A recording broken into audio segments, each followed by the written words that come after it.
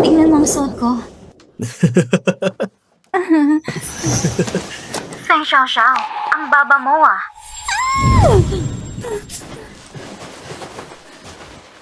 Lusaw-saw, nasan ka? Nasaan? Siyempre, nasa meeting room. Naka-live streaming ka ngayon? Ha? Ano? Ano ba yung stress naman mo yan? Lusaw-saw, baliw ka ba? Hindi kayo nagtatrabaho ng maayos sa opisina! Gusto niyo bang pagmutahin? Hindi ganyan. Ang word mo, Mr. Xiao. Yung hindi nagtrabaho ng maayos, ay ikaw yun. Nagkamali lang ako sandali. May kailangan ka ba? Tara, uwi na tayo. Itawan mo ako! Maling lalaki, binibigyan kita ng chance. Anong ginagawa mo? Lusaw, ito ay proyekto ng Chaoyan Group para sa resort! Milyon-milyon ang halaga nito! Kayo mong mag-compracted kapag wala ako? Ano ka ba? Niloko mo ako!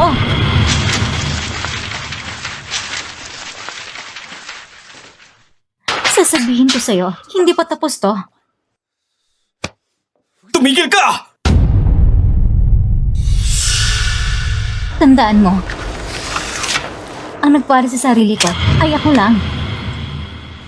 Lusaw-saw! Sinasabi ko sa'yo! Hindi ka makakahanap ng trabaho dito sa Beijing! Babalik ka rin sa akin! Nang imbestigahan namin, sabi ng dati mong boss, madalas kang absent ng walang dahilan, kaya hindi ka namin matatanggap. Ayaw naming mainis ang Hyping Group.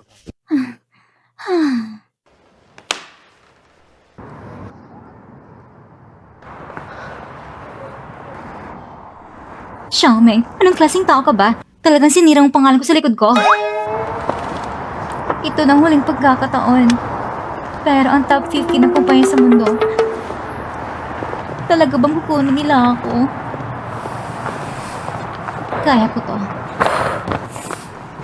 Jin yan, ikaw na ang presidente ng Chaoyan Group. Si Lin Yue ay anak ng mayamang pamilya. Tama, kaya dapat nang ipakasal agad. Wala namang masama dyan. Ma, ilang ulit ko nang sinabi, hindi ako magpapakasal. Ikaw at si Lu Zhaozhao, 3 taon na kayo niwalay. Bukod pa dito, hindi pa yung papa mo. Ma, tama na. Kahit pumayag man o hindi si Papa, ang gusto ko, hindi na magbabago. Ikaw?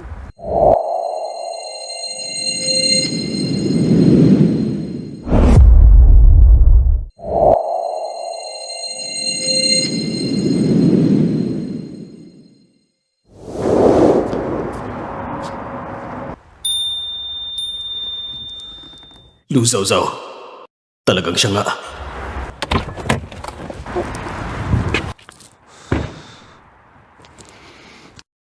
Ma, huwag kang mag-alala. Babalik ako agad. Susundan ko lang ang asawa ko. Asawa? Sino kaya? Ay, Jin yan! Jin yan!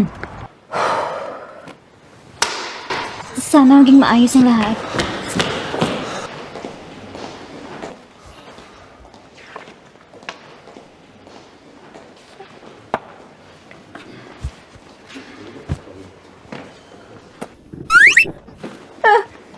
Manager Lu, hindi ko inaasahan na ganyan kataas ang posisyon mo at bababa ka pa para mag-interview bilang intern. Nakita pa kita dito. Dapat nag-check muna ako ng good luck bago lumabas. Ang init naman ng ulo mo. Maswerteng araw ko to. Sa paghanap ng trabaho, nakita ko pang ex-boyfriend ko. Ah, hindi tama. Ex-boyfriend pala. Naku, parang siya rin ay katulad ko na after 3 years naghiwalay din. Lusaw-saw, ang boyfriend mo ba tatagal lang ba ng 3 taon? Pagkatapos papalitan na? Ang isa ay nag-abroad tapos naghiwalay. Ang isa naman ay nagloko sa relasyon. Pareho hindi maganda.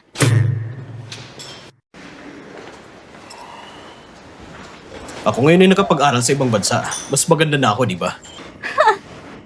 Sa tingin ko, isa ka lang malaking pagong. Nag-aral sa ibang bansa, gumastos ng malaki, tapos bumalik para lang mag-interview bilang intern. Mas magaling pa ako. Babaeng ito. Akala niyo ba intern lang ako? Pero graduate ka ng Harvard. Ang galing. Pareho tayo ng school. Nagawa mo na isang din na 300 million. Ako naman may hawak na kliyente na may billion. Dapat magtulungan tayo. Sige, sige. Mataas ang edukasyon, mga order na milyon-milyon. Makakapasok ba talaga ako?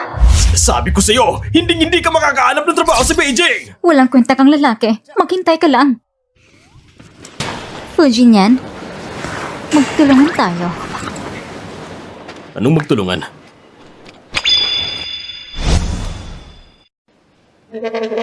Ang naiisip mo ngayon, parang makakapasok tayo ng pareho. Walang mali. Tama yan. Ang trabaho ay parang digmaan. Tanging mga hangal ang matatalo. Simula na interview. Pwede nang pumasok. Mr. Fu, hindi ka ba pumunta sa meeting? Bakit ikaw mag-i-interview? Mr. Fu? Mr. Fu? Oo, tama. Siya nga si Mr. Fu. Magaling ang acting mo. Pagpasok mo, unahan mo agad yung tao. Oh. Kinansila ang meeting kaninang umaga at pagkatapos ako nang magiging tagapag-interview. Opo, Mr. Fu. Huwag mo ipaalam sa kanya na ako talaga si Mr. Fu. Umalis ka na. Ayan siya. Hindi ba siya mag-i-interview? Kung ganito ang itsura niya, hindi siya papasok dito. Hindi siya bagay sa amin. Tama. Ganito ang dating.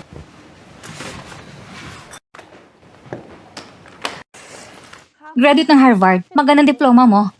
Pero ang hanap namin ay may karanasan sa trabaho. Paalam na. Ma'am, kaya mo bang tanggap 996 naman overtime pay dito? Oo, pangit ng kumpanyang ito. Sobrang taba mo, mahinang puso mo, mabilis kang pwedeng mamaterial sa overtime. Napakababa naman ang timbang mo, may low blood sugar ka, madaling magkasakit.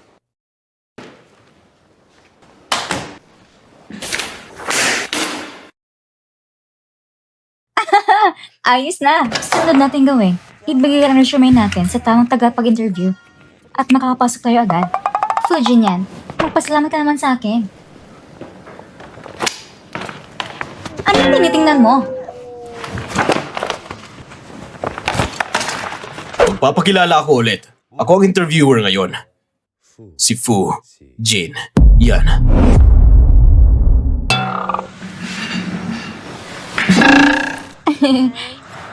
Kaya pala, ikaw ang sikat na interviewer ng Shoyan Group. Boss, nakamali talaga ako. Dahil magkaibigan tayo mula pagkabata at dahil naging magkasintahan tayo noon, patawarin mo na ako, ha?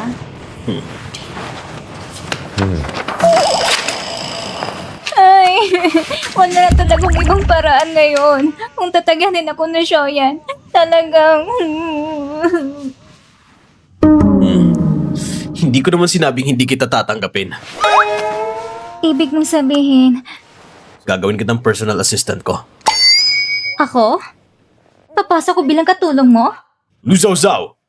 Hindi ka naman siguro magre-reklamo sa posisyong iniwan ni Manager Fu para sa'yo, di ba? Sige, bukas, sisimulan ko ng tamang trabaho. Sige, magkita tayo bukas. Paalam maliit na bata. Fujin yan!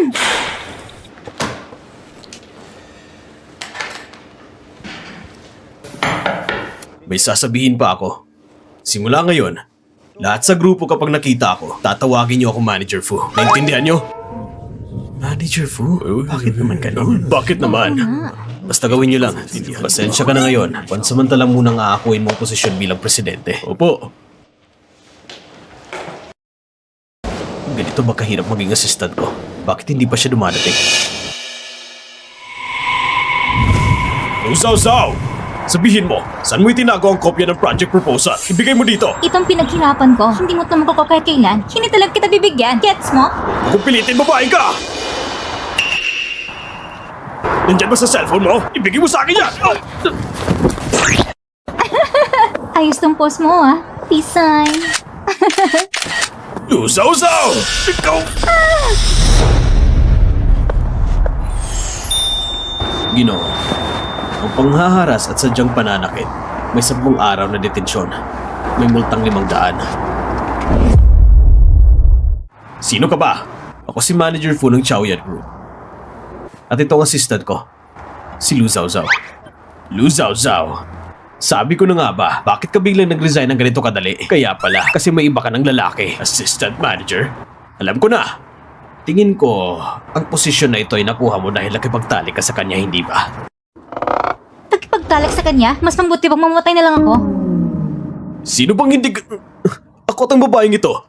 Imposible yon. Xiaoming, umalis ka na. Hindi ka ba nahihiya?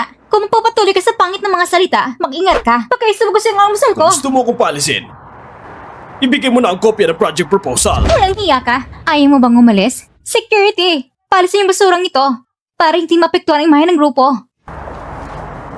Zao, sasabihin ko sa'yo, kahit walang project proposal, ito pa rin ang project ko. Hintayin mo lang. Ha! Huwag mo kasamang kukumong project ko.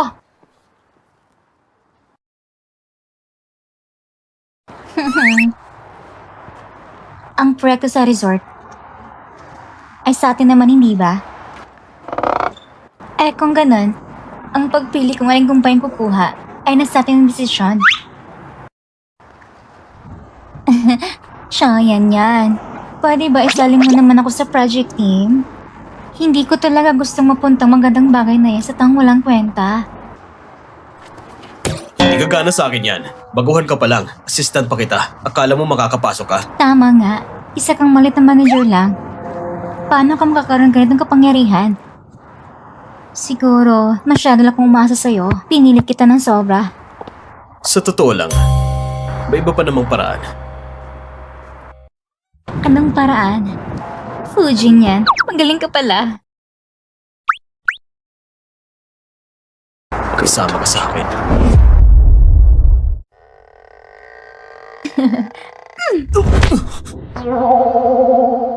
Dad, bastos ka. Bagay yan sa'yo. Papatayin mo ba ako? Titikil ka lang ba habang dinudukot niya ang project proposal? Ang pagsasama ay magkasama lang sa iisang kwarto. Hindi naman magkasama sa iisang kama. At saka, yung century egg at pork porridge na gawa mo, masarap. Kahapon, gusto mo akong gawing alipin mo. Ngayon naman, gusto mo akong gawing yaya mo. Managinip ka!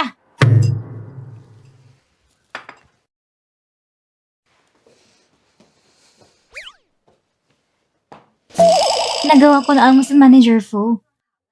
Pwede mo nang kainin. Alas 7:30 na. Kung hindi tayo aalis ngayon, malilate ka na. Ano? Hindi ka ba aalis? Ang manager, walang attendance.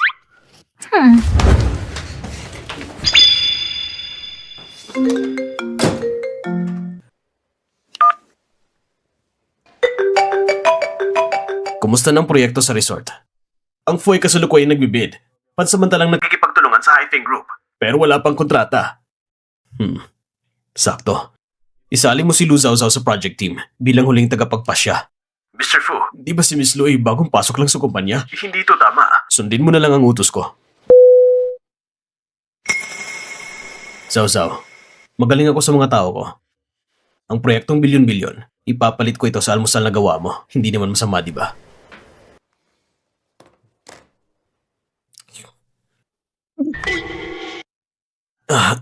Sobrang alat. Lu Zhaozhao, niloloko mo ba ako? Manager Lee, hinahanap mo ako? Ipakikilala kita. Siya ito. Ang presidente ng Hyphen Group natin, si Xiao Ming. At siya rin ang magiging kasosyo natin sa proyekto ng resort. Mr. Xiao, ipakilala ko naman sa inyo. Itong tao sa... Hindi na kailangan. Kilala ko na siya ng gusto. Sinabi ko na, Lu Zhaozhao, kahit wala ako, ang proyekto ay sa akin pa rin. Lu Zhaozhao, bakit ka nakatanga? Bilisan mo at dalhan mo si Mr. Xiao ng isang baso ng tubig. Alam mo naman, na gusto ko ng latte na hindi masyadong mainit at hindi rin malamig. Bilisan mo na. Hindi ba gusto mo nang maalis agad ang internship mo? Naiintindihan ko. Manager Lee, narinig ko na may bagong project decision maker na inappoint mula sa taas. Walang magiging problema, di ba? Ibaon mo na lang sa tiyan mo ang kaba mo. Ang decision maker na yan. Pampasa-pasa lang ng proseso yan. Ayos. Ang sama ng trip mo ha. Sabi ko nga kung nanatili ka lang sa Hyphen, baka sakaling may parte ka pa sa project na ito. Hindi ka sana napunta sa posisyon ng isang intern na nagtataas baba lang ng tsaa dito. Mas gusto ko pang maging alipin ni Fujin yan kaysa maging alipin mo. Talaga, Kung ganun, makipagtalik ka ulit sa manager mong si Fu at ipakausap mo sa kanya na ipasa sa'yo ang posisyon ng project decision maker na inappoint mula sa taas.